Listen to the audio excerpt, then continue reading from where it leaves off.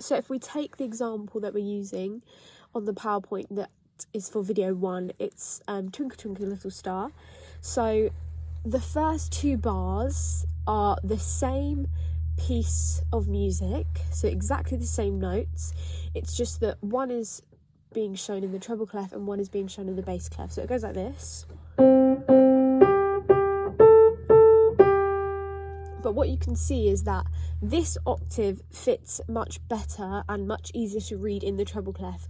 You can still use the bass clef to show that exact piece, but it's much nicer to read in the treble clef.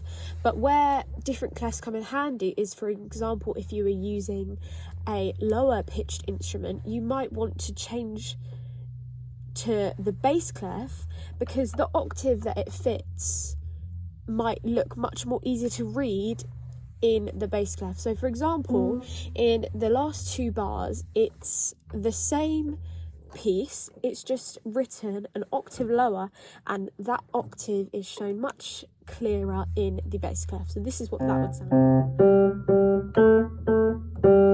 So this example shows how we can move right through different octaves using ledger lines without having to change the clef just for some specific low or some specific high notes.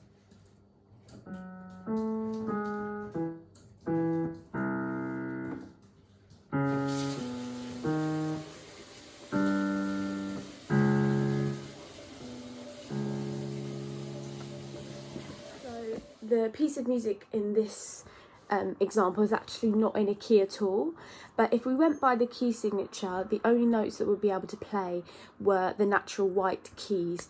But in this case, accidentals allow for all different types of sharps and flats, all different types of notes to be played, and here's an example using that piece of sheet music.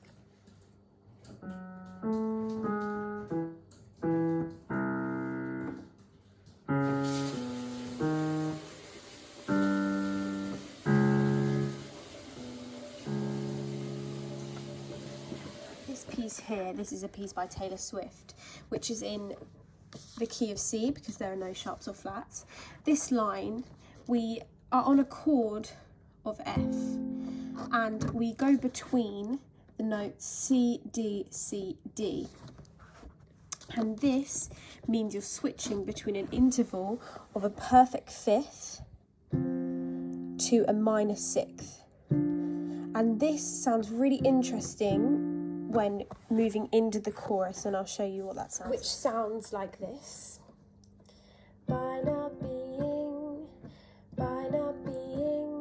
which then moves into a C chord, mine, which sounds really nice as a finish to a verse, so I'll play it one last time. By not being mine. The note values that are used in sheet music can tell us how long the lyrics and the words can sound in the melody. For example, in this sheet music.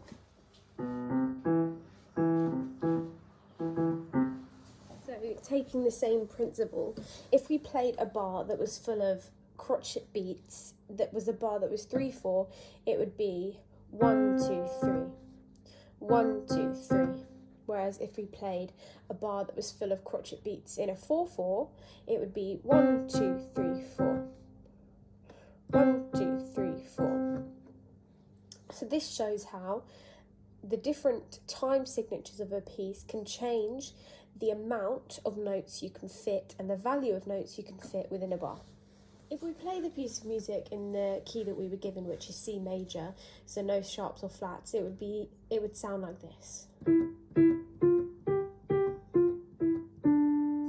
Whereas if we took the exact same melody, written exactly the same way, but the clef had a sharp next to it showing us it was in the key of G major, it would sound like this.